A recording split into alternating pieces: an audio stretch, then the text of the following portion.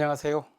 성서와 신학 8번째 강의입니다. 오늘은 역사서에 대한 공부입니다.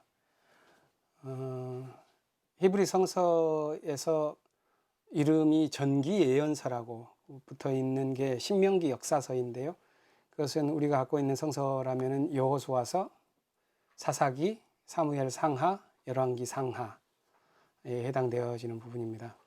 물론 그 뒤에 역사서가 이어지죠. 역대기 그리고 에스라 느헤미야가 이어지는데, 히브리 성서의 분류에 따르면은 이것은 정기 예언서에 속하기보다는 성문서에 속하는 다른 구도이고 또 관점 자체가 다르기 때문에 오늘은 우리가 소위 신명기 역사서라고 알려진 여호수아서에서부터 열왕기까지, 다시 말해서 신명기 법전에서 말하는 그러한 율법의 정신으로 역사를 재해석한 이 전기 예언서 부분을 다루고자 합니다. 성서 안에 역사서를 해석하는 방식이 여러 가지가 있지만 역사를 그대로 따라 읽는 방식이 있고 그게 과거에 일어난 사건처럼 읽어내는 그런 방식도 있을 것입니다. 그런데 그것은 성서에 나와 있는 역사서를 해석하는 방식으로서는 적절하지 못하다고 봅니다. 왜냐하면 성서에 나와 있는 역사는 후대의 역사를 보는 관점이 정립이 되고 그러한 사관이 정립된 다음에 그런 사관을 통하여 이전의 역사에 투영해서 해석하기 때문에 그렇습니다. 이 여호수아서에서부터 열왕기서까지 신명기 역사서 역시도 신명기적인 정신이 만들어지고 그것이 법전적으로 모세의 입을 통하여 마치 표현되어진 그런 정신들이 역사에 대한 해석으로 투영된 것이거든요. 역사를 그러면 볼 수 있게끔 만드는 역사의 변곡점이랄까, 아니면 역사를 깊이 있게 볼 수 있는 어떤 분기점이라 할 만한 것이 이스라엘 역사 속에서 무엇이었을까를 찾는다면 저는 그것이 두 가지 이스라엘 역사 속에서 큰 사건이 있었다고 봅니다. 그것은 한 번은 남과 북의 왕조가 분단되어서 분열하게 된 것, 그것은 12지파로 구성되어진 이스라엘 공동체의 구루터기가 붕괴된 것이라고 할 수가 있겠고요. 차례대로 북이스라엘과 남이스라엘이 아시리아와 바벨론에 멸망을 하게 되어서 완전히 패망하고 나라가 자취를 감추게 된 그런 포로기 패망의 사건은 또 다른 암흑과 또 다른 모색을 위한 과정이 될 수밖에 없었습니다. 그렇기 때문에 저는 이 역사서를 볼 수 있는 중요한 분기점을 어디로 삼을 것인가, 이것이 꽤 중요한데요. 저는 분단과 이 소제목을 분단과 패망의 소는 한, 이것을 안고서 역사의 교훈을 어떻게 얻을 것이냐 하는 것이 역사서를 읽는 하나의 방식으로 보고 저는 그것을 통하여 이 역사서를 한번 설명해 볼까 합니다. 성서의 역사서의 흐름을 한번 먼저 개괄적으로 한번 보겠습니다. 밑에 자막으로 좀 나가면 좋겠는데요. 이 여호수아 이전의 오경에 대한 이야기는 우리가 이전 시간에 배웠었죠.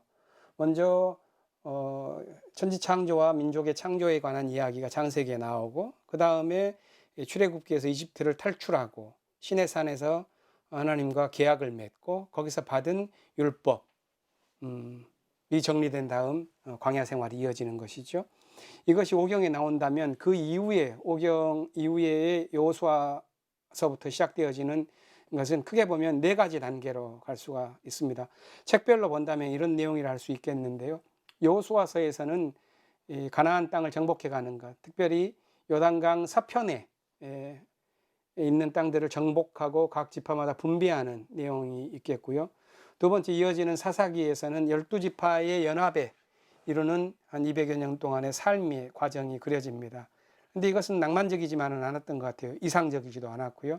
매우 반복되어진 실패가 이 사사기 시대가 있었고, 그렇기 때문에 이어진 사무엘서에서는 이러한 실패와 한계들을 극복해 나아가기 위한 하나의 방식으로서의 군주제, 왕정이 도입되어지고 그것이 강화되어지는 과정들, 그것이 어떻게 역사 속에서 영향을 미쳤는가 하는 것들을 보여준 다음에 마지막 열왕기서에서는 왕국이 남과 북으로 분단하고 결국에는 북왕국과 남왕국이 차례대로 패망하는 내용이 담겨 있습니다.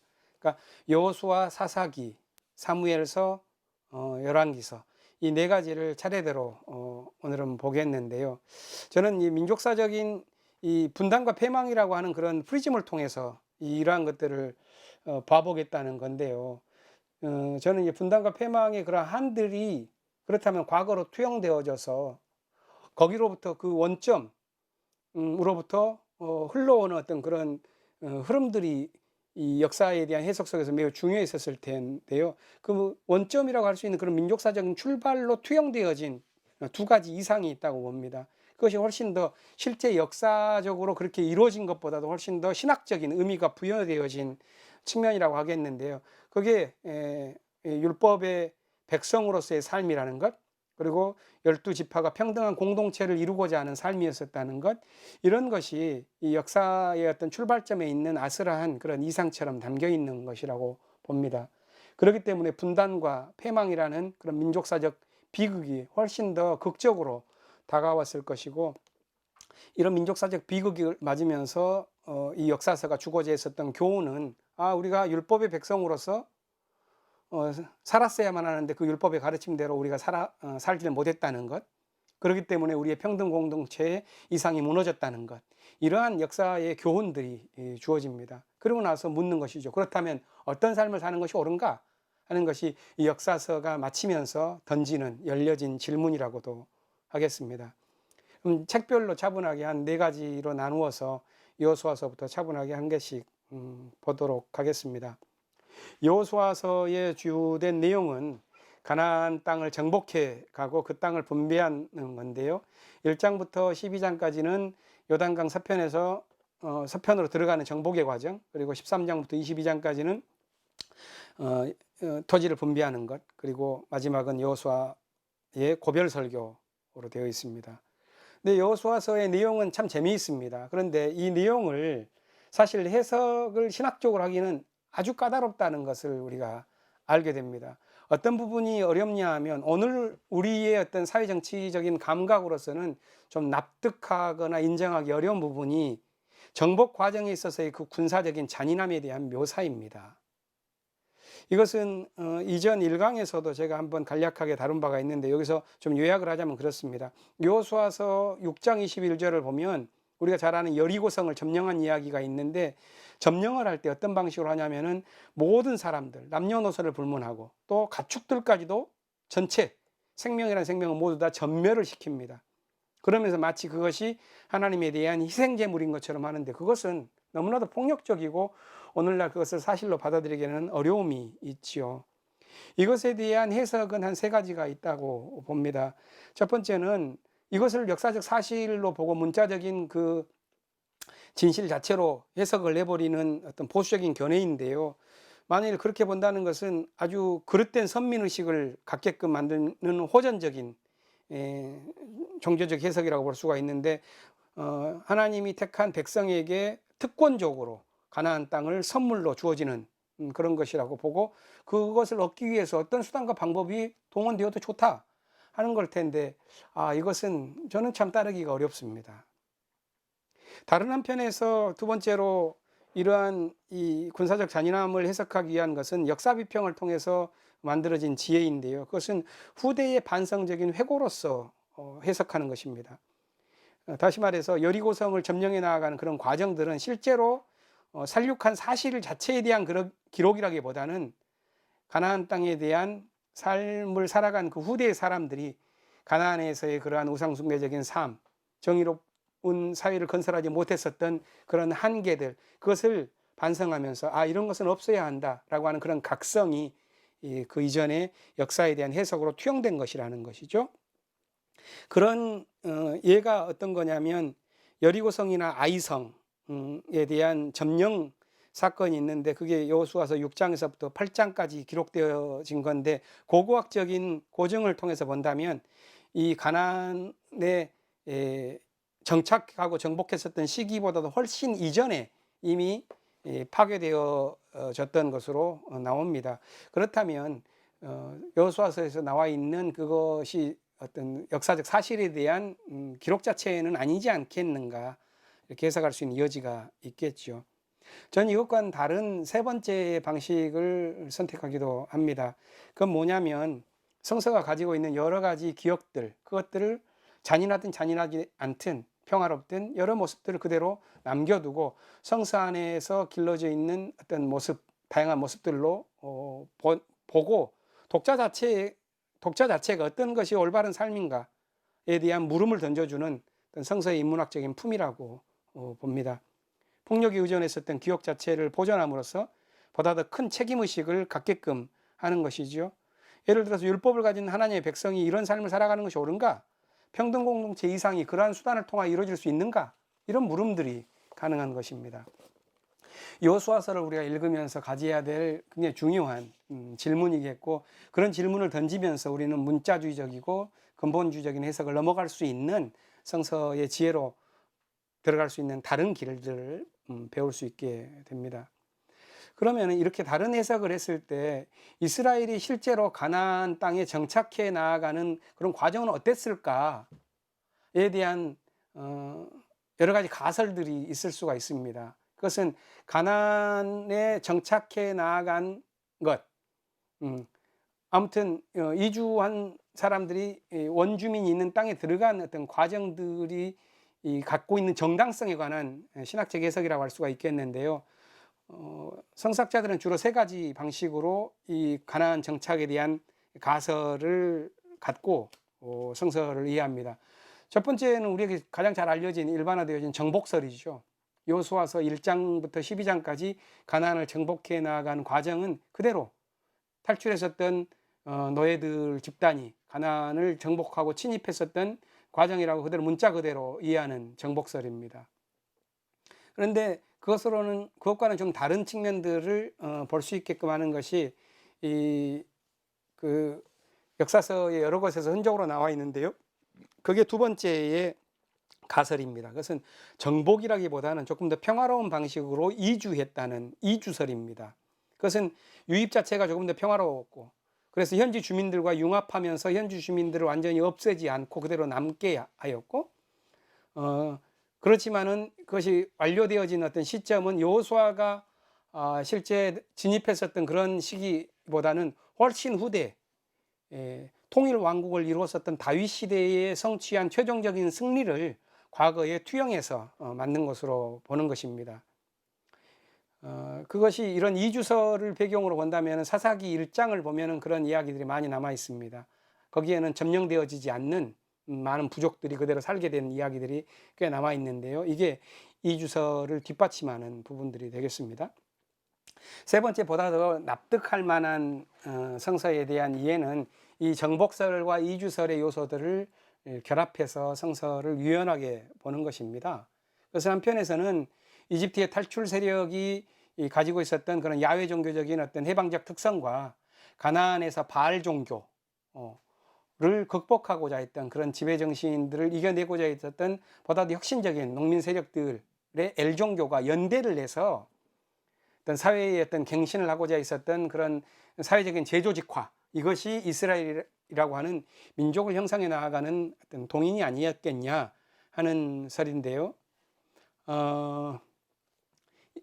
그런 관점에서 본다면 우리가 이스라엘이라고 하는 그런 명칭들, 야곱의 설화 속에서 야곱에게 새로운 이름으로 너를 이스라엘이라고 하겠다. 그래서 이스라엘은 마치 야곱의 후손들이 그 혈연으로 구성되어진 것처럼 생각을 하는 경우가 있는데, 그것을 조금 더 역사적인 방식으로 우리가 추론을 해본다면 훨씬 이스라엘을 구성하는 것은 보다 더 복합적인 어떤 사회경제적 연합체가 아니었겠느냐, 이렇게 추정해 볼 수도 있겠습니다.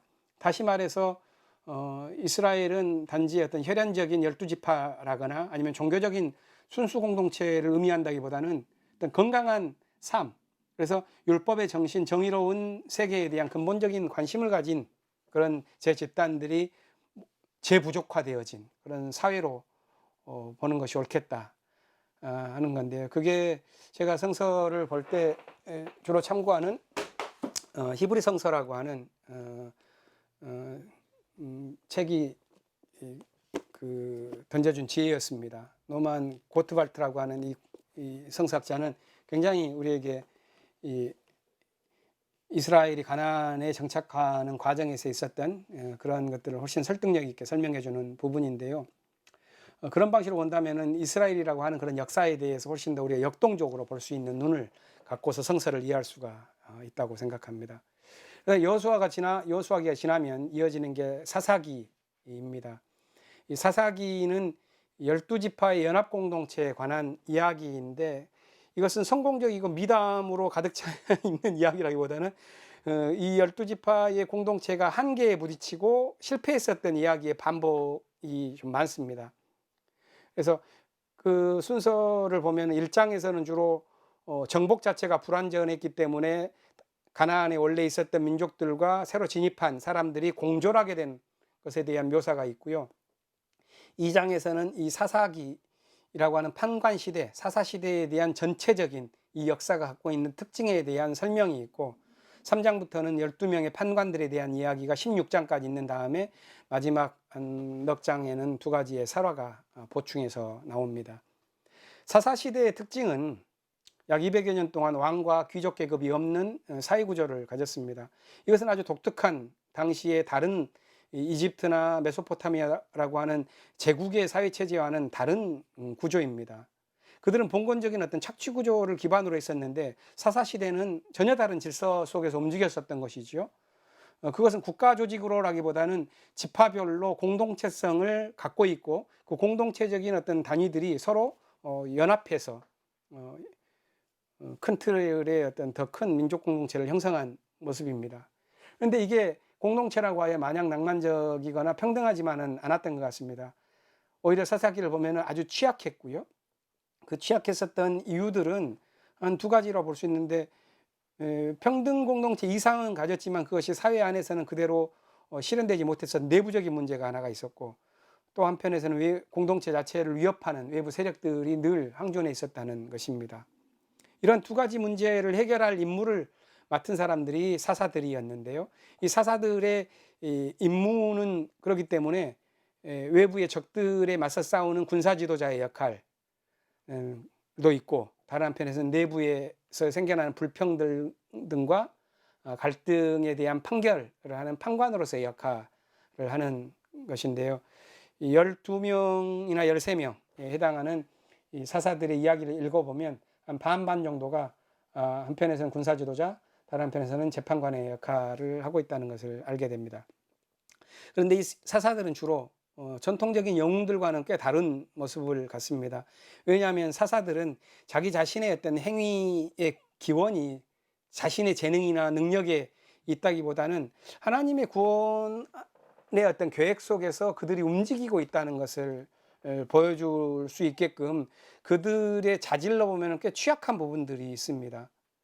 사사들 중에서 굉장히 어떤 중요한 분량을 차지하는 이야기가 기드온과 삼손인데요. 이들은 군사 지도자들이었죠. 근데 기드온은 굉장히 소심한 겁쟁이의 모습을 갖고 있어요.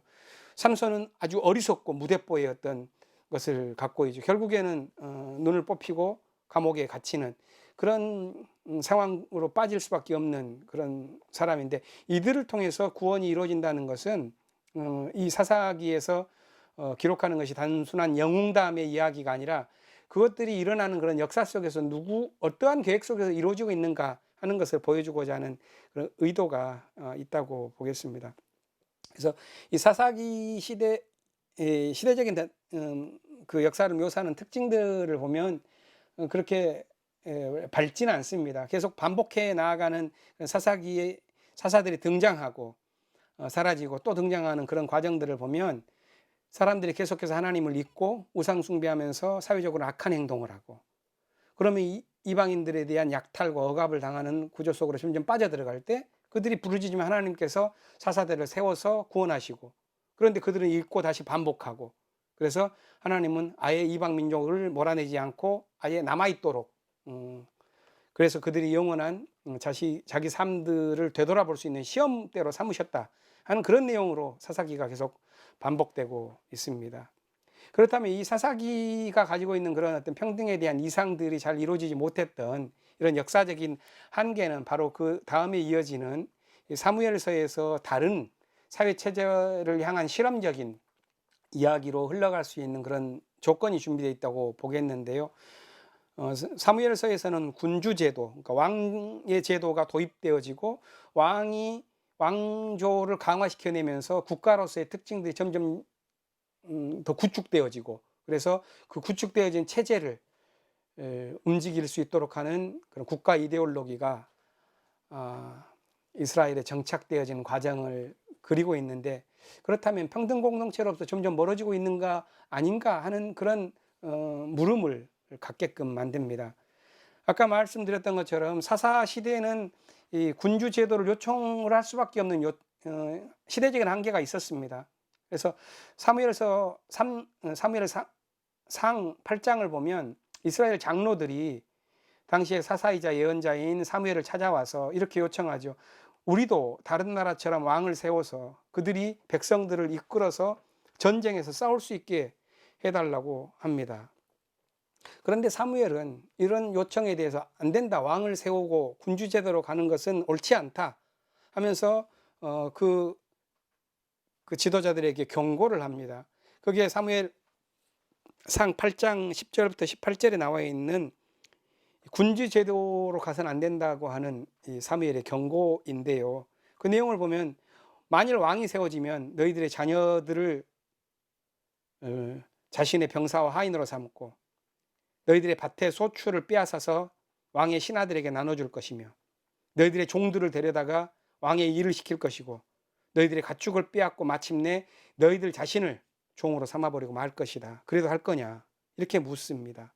그런데 안타깝게도 이 사사시대의 취약성을 오랫동안 겪었었던 이 지파공동체는 그래도 왕을 달라라고 해서 왕조로 넘어갈 수밖에 없었죠.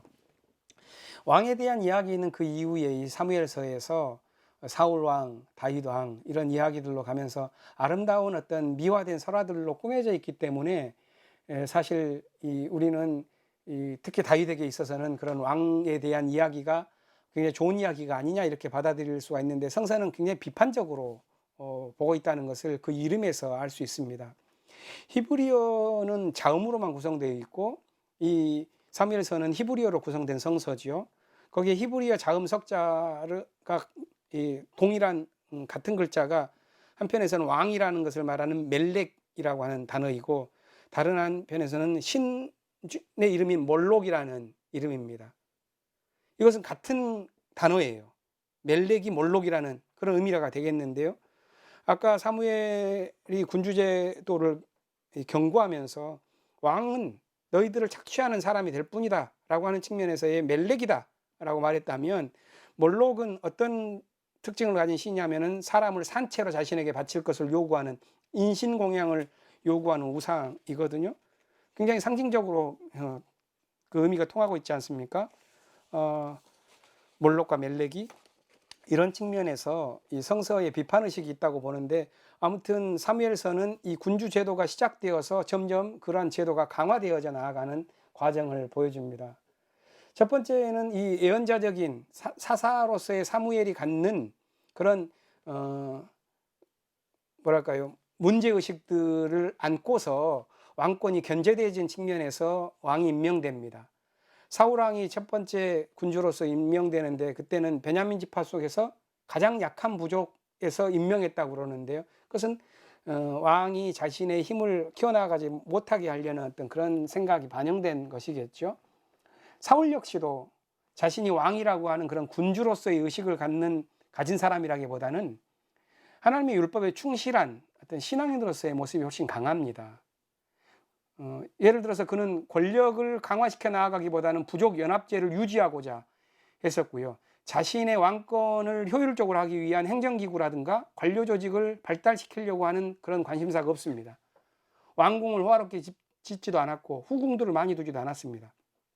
그가 살았던 거처는 단지 군사적인 용도로서의 요새 정도에 불과했습니다. 그런데 안타깝게도 왕권이라고 하는 그런 자체가 가지고 있는 그런 병폐 때문에 사울왕은 점차 권력에 심취해가는 방식으로 그려져 가고 다윗에게 왕권이 승계되어지는 모습으로 나오가죠. 사울왕을 이은 다윗을 보면 우리는 명암을 함께 볼 수 있습니다. 근데 사실 어두운 묘소보다도 훨씬 밝고 아름다운 이야기들을 보게 되는데, 그것은 이유가 있습니다. 왜냐하면 이걸 그려냈었던 것은 첫 번째 다윗 왕조에서 자신들의 어떤 역사 서술을 해나가려고 했었던 원초적인 기록들이 있었고, 그런 다윗 왕조에서 만들어진 그런 기록들은 왕조를 미화하는 이데올로기가 작동하고 있기 때문에 그렇습니다. 그래서 다윗 왕조의 성립과 다윗이 왕위를 계승하는 그런 과정에서 정통성을 부여하는 어떤 그런 설화들이 사무엘 상 16장에서부터 열왕기상 2장까지 굉장히 많은 내용을 차지하면서 있죠. 우리가 다윗과 관련되어진 그런 이야기들을 보면은 굉장히 다윗을 높이 하고 굉장히 미워하는 그런 이야기들을 봅니다. 사무엘상 16장부터 사무엘하 5장까지 있는 부분들을 흔히 다윗의 상승설화라고 표현하는데요. 여기에서는 크게 보면 네 가지 이야기가 있습니다. 다윗이 골리앗과의 이 굉장히 신체적인 차이가 있음에도 불구하고 무기도 갖지 않고 그 대장수를 싸움에서 이겼다는 그런 신화, 설화적인 이야기. 두 번째는 자기를 점점 시기하고 질투하는 방식으로 미쳐가는 사울 왕을 죽일 수 있었음에도 불구하고 여러 번 살려줬다는 그런 미덕. 세 번째는 사울 왕의 아들이었던 요나단까지도 오히려 다윗을 인정하고 우정을 깊이 나누었었다는 그런 이야기. 네 번째는 블레셋과의 전투에서 승리하는 용장으로서의 이야기. 이런 다윗의 이야기들을 갖고서 다윗을 꾸며가고요. 또 한편에서는 다윗이 왕위를 계승해 나아가는 그런 과정에서 다윗이 잘못을 저질렀지만 그것을 극복해 나아가는 인간적인 한계들을 넘어가는 그런 모습들에 대한 이야기들도 있죠.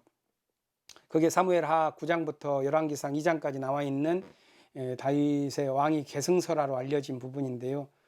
다윗이 왕으로서 가졌을 때 밧세바와 부적절한 관계를 가졌고 그것에 대한 예언자 나단의 충고를 받았을 때 그것을 듣고 회개하는 모습, 그리고 아들 압살롬이 반란을 일으켰을 때 그를 진압하고도 그를 사랑하면서 애도해야 나가는 모습, 이것이 다윗이 갖고 있는 거대한 왕으로서의 어떤 품을 나타내주는 것처럼 하지만 실제 여기저기에 좀 깊은 어떤 그 비판적 눈을 가지고 본다면 다윗이 보여주는 아주 교묘한 모습들 역시도 많이 있습니다. 예를 들어서 다윗의 본 모습이라고 알려져 있는 측면들인데요. 사무엘상 27장 2절을 보면은 다윗은 자신의 목적을 달성하기 위하여 사병을 데리고 심지어 용병까지도 만드는, 그래서 한 600명 정도가 늘 일사불란하게 움직이면서 다윗이 그들을 거느리고서 약탈을 해나가는 그런 모습들이 나옵니다. 그리고 또한 다윗은 블레셋이라고 하는 그 민족의 어떤 압제자와의 관계에서도 때로는 동맹관계를 활용하면서 자신의 권력을 강화해 나아가는 방식으로 살아가지요. 그래서 일정한 힘을 갖출 때에는 다른 민족의 어떤 지파의 땅이기 때문에 소유해서는 안 되는 그런 헤브론을 자신이 사유해가고 결국에는 유다 지파의 왕으로 스스로 등극해가는 과정들이 있습니다. 그런데 이런 모습이 약화가 되면서 다윗에게 이러한 여러 가지의 미덕으로 채워진 설화들이 주어진 것은 다윗이 가졌던 결정적인 위협이 있습니다. 그것은 뭐냐면은 이스라엘을 위협했었던 블레셋을 무력화시키고 완전한 독립을 성취한 그런 일이 왕국을 통일하는 작업으로서 다윗에게 의해서 이루어졌기 때문입니다. 이것이 사사시대 때부터 한 번도 누려본 적이 없는 이스라엘이 맞은 전성기라고 할 수가 있는데요. 그렇기 때문에 이스라엘에서는 큰 전통이 하나가 생기죠. 민족을 구원할 메시아는 다윗의 뿌리에서 생겨날 것이다라고 하는 그런 기억이 깊이 형성되어지는 것입니다. 그런데 실제 역사는 그렇게 되어지지는 않아요. 왜냐하면 다윗의 아들인 솔로몬에게 왕위가 계승되어졌을 때 그 왕은 영광스러운 어떤 측면들이 커가는 것과 동시에, 다시 말해서 절대 군주제도가 확립되어 가는 것과 동시에 그 이전부터 가져왔었던 야훼 신앙은 약화되기 때문에 그렇습니다. 솔로몬이 군주제도를 확립해 나아가는 그런 과정들을 한번 봐보십시오. 왕실의 물자를 조달하기 위해서 조세와 공물을 확대하지요. 그럼 그만큼 민중들의 삶은 고단해질 수밖에 없을 것입니다. 또한 두 번째는 행정구역을 개편합니다. 이것은 지파조직을 개편한다는 것인데 그것은 원초적인 공동체를 약화시키고 동원체제로 전환시켜낸다는 것이 되겠고요. 세 번째는 열왕기상 10장에도 나온 것이지만 군대 조직을 강화합니다. 심지어 용병 부대까지도 증설하고요. 네 번째는 우리가 알고 있지만은 솔로몬의 화려한 시대를 뒷받침하는 대규모의 토목공사가 왕궁과 성전에 나타나죠. 성전 건축은 한편에서는 경건의 표현이기도 하지만 다른 한편에서는 성전을 통하여 왕조의 어떤 상징적인 중심점을 만들려고 하는 이데올로기의 강화 작업이기도 합니다. 그래서 열왕기상 4장 25절을 보면 솔로몬 시대를 태평성대로 묘사합니다. 그렇지만 실제로 백성들의 삶 또한도 그랬을 것인가 하는 것은 우리가 물어야 할, 역사서를 읽는 물음이어야 할 것입니다. 마지막으로 그러면 이런 물음들을 안고 열왕기서로 넘어가 보면은요, 곧장 이 솔로몬이 끝나자마자 다윗과 솔로몬 시대, 흔히 말해 통일왕국이라고 했었던 한 80년 정도의 시기가 끝나고 바로 민족이 분단 하는 남북의 분열 과정이 시작됩니다.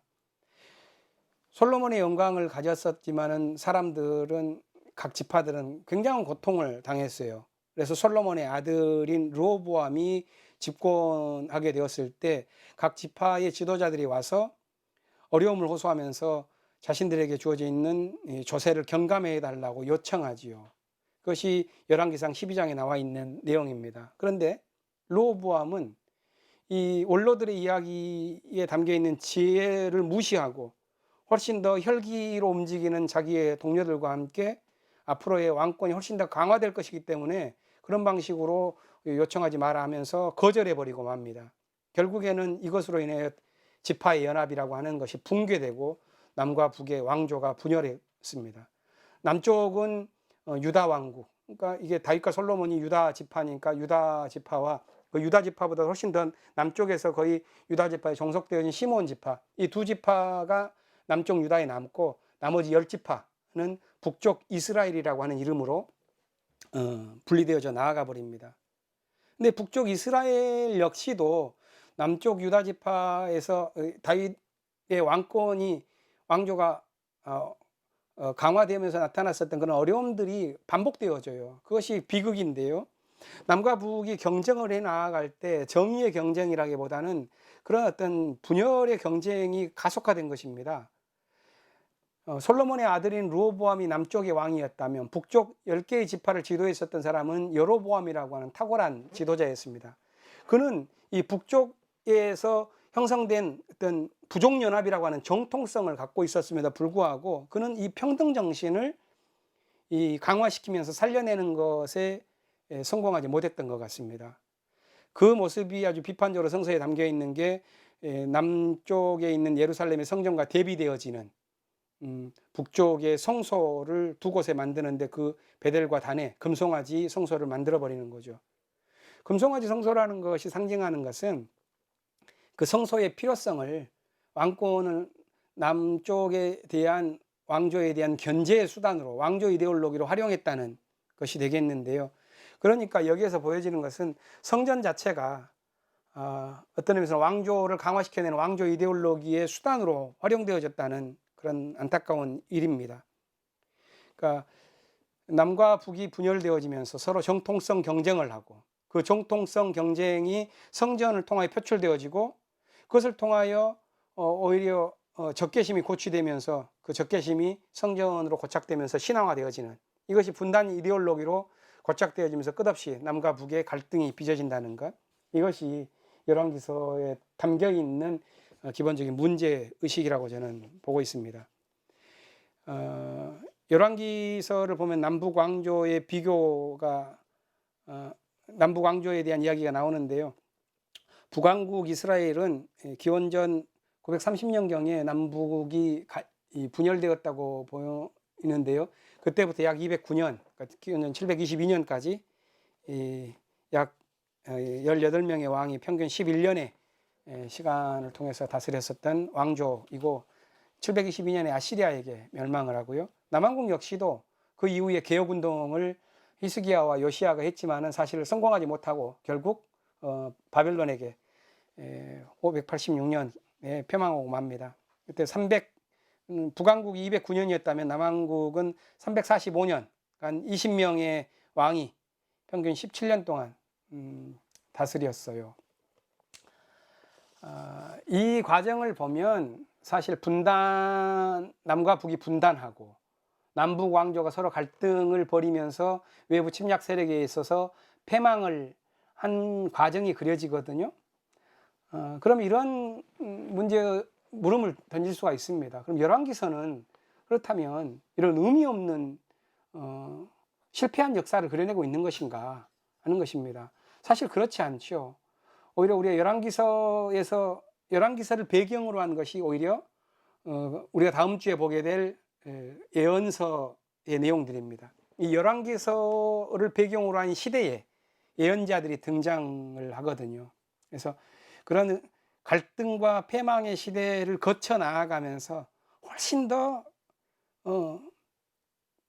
본질적인 어떤 문제를 추구하는 정신이 등장하는데 그게 예언 정신입니다. 예언 정신이라는 것은 다르게 표현하자면 왕조 이데올로기에 맞서고 있는 그 시대의 민중 정신이라고도 하겠습니다. 그렇기 때문에 예언자들의 가르침 속에서는 자신들이 패망해 가고 있는 그런 시대, 사회적인 어떤 억압된 왜곡된 체제 이런 것들을 비판하고 새로운 시대에 대한 구상을 통일 국가로서 보는 예언자들의 목소리가 많지요. 우리가 이것에 대해서는 다음 주에 조금 더 깊이 보겠습니다. 예언서 그런 의미에서 이 역사에 대한 것을 전기 예언서라고 했었던 이유도 거기에서 보여줄 수가 있겠는데요. 이 역사서를 통하여 자라나고 있는 역사 속에서 길러낸 무언가가 있다면 그것이 예언 정신이 아니겠느냐. 그래서 이런 역사에 대한 그 과정들을 보면 사실 겉으로 드러난 걸 본다면 굉장히 허무합니다.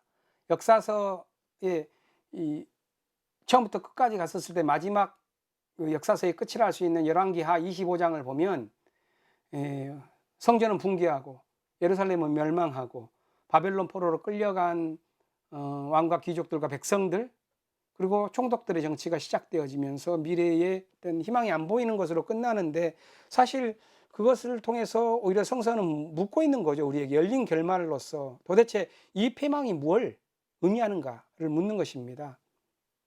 그리고 우리는 그 역사서의 긴 내용을 통해서 역사가 성공과 실패의 흥망성쇠를 거듭하는데 때로는 승리가 영원하지 않고 그 승리가 부패와 억압으로 이어지고 실패가 실패로 남지 않고 각성되어진 정신으로 도약하는 것들을 보면서 우리는 역사 속에서 훨씬 더 깊이 있는 여러 모습들을 보게 됩니다.